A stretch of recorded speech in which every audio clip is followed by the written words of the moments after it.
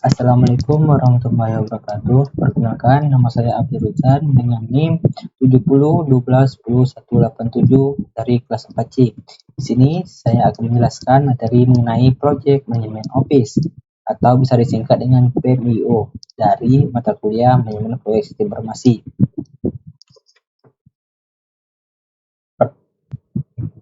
Langsung saja kita masuk ke bagian pertama, apa itu Project Management Office? Project Management Office atau PMO diperlukan agar proyek dapat berjalan dengan sukses di perusahaan. PMO membantu perusahaan mengatur dan mengoptimalkan sumber daya untuk menyelesaikan proyek yang sedang berjalan. Istilah PMO ini sering terdengar ketika berbicara tentang manajemen proyek. PMO sendiri merupakan singkatan dari Project Management Office. PMO adalah tim atau departemen dalam sebuah organisasi yang bertanggung jawab untuk kontrol terpusat dari semua proyek yang dikembangkan. Project Management Office atau PMO adalah struktur dalam manajemen yang melakukan standarisasi proses yang berhubungan dengan proyek dan berkoordinasi dalam pengenalan sumber daya, metodologi, alat, dan teknik. Artinya, PMO adalah divisi dalam kantor yang menentukan standar manajemen proyek. Selanjutnya, jenis-jenis proyek manajemen office atau PMO. Terdapat 3 jenis PMO yang memiliki tingkatan kontrol terhadap proyek perusahaan. Di antaranya, pertama, direktif, kedua, sportif, dan ketiga, controlling. Kita masuk ke bagian pertama, yaitu direktif. Direktif ini digunakan untuk melacak kemajuan setiap proyek yang dijalankan dan memastikan bahwa proyek tersebut dilaksanakan sebaik mungkin. PMO juga memastikan bahwa perusahaan menyelesaikan setiap proyek tepat waktu dan sesuai anggaran yang ditetapkan. Kedua, suportif. PMO jenis ini bertindak sebagai konsultan. Artinya, proyek-proyek yang dilakukan oleh perusahaan dan dengan memberikan pelatihan tentang cara mengakses informasi, PMO jenis ini memiliki tingkatan pengendalian yang rendah. Terakhir, controlling. Jenis PMO ini memberikan dukungan sambil memastikan bahwa setiap karyawan menggunakan alat. PMO jenis ini memberikan dukungan sambil memastikan bahwa setiap karyawan menggunakan alat dan proses kerja proyek yang disediakan. Jenis PMO ini memiliki tingkat manajemen proyek perusahaan tergolong yang sedang. Selanjutnya, fungsi Project Management Office. Fungsi Project Management Office ini terbagi menjadi 4 bagian. Yang pertama, pusat pengaturan proyek. Yang kedua, penyediaan proyek support, pelatihan, dan pembimbingan. Yang ketiga, penasehat bagi project manajemen. Keempat, PMO tersentralisasi. Kita masuk di bagian pertama, yaitu pusat pengaturan proyek.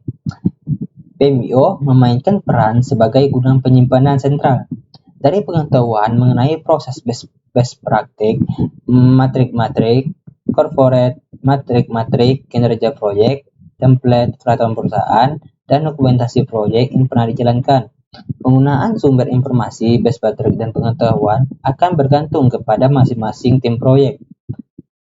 Selanjutnya, yang kedua, penyediaan project support, pelatihan, dan pembimbingan. Ini satu level di atas peran sebagai gudang penyimpanan, yang dimana fungsi peran ini termasuk pendampingan dan bimbingan untuk memberikan pengetahuan melalui pengalaman kepada tim proyek. Sebagai tambahan, struktur PMO ini juga memiliki peran aktif dan memberikan pelatihan kepada project manager dan anggota tim. Yang ketiga, penasehat bagi project manajemen. PMO ini berperan sebagai project advisor, yang dimana ini berada 2 tingkat di atas peran yang pertama. Di sini, PMO memberikan bimbingan dan sumbangan dari expert dalam bentuk project manager dan anggota tim sebagai staf tambahan dalam proyek yang berjalan. Dan yang terakhir, PMO tersentralisasi. Pada dasarnya, peran PMO ini adalah sebagai struktur manajemen portofolio dalam organisasi. PMIO tersentralisasi mengatur dan mengelola semua proyek di perusahaan dengan dukungan dari project manager yang operasional dan alokasi sumber daya yang dibutuhkan. Selanjutnya, jabatan-jabatan yang tergabung dalam satu departemen PMIO. Terdapat 7 jabatan yang tergabung dalam PMIO. Di bagian pertama ada direktur, yang kedua staf administrasi, yang ketiga project manager, keempat program manager, kelima project planner, keenam project sekuduler, dan terakhir project controller. Kita masuk ke bagian selanjutnya, yaitu manfaat project manajemen office. PMIO ini memberikan sejumlah manfaat bagi organisasi. Di antaranya, yang pertama, kita masuk ke bagian selanjutnya, yaitu manfaat project manajemen office. PMIO memberikan sejumlah manfaat bagi organisasi. Terdapat 5 manfaat bagi organisasi dalam PMIO. Yang pertama, meningkatkan efisiensi dan penghematan biaya melalui penggunaan praktik manajemen proyek yang konsisten. Yang kedua, meningkatkan koordinasi dan kolaborasi antara tim proyek serta minimalkan silo-silo fungsional.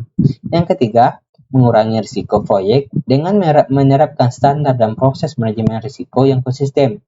Yang keempat, meningkatkan pelaporan dan pemantauan kinerja proyek untuk mengidentifikasi permasalahan dan mengambil tindakan korektif tepat waktu.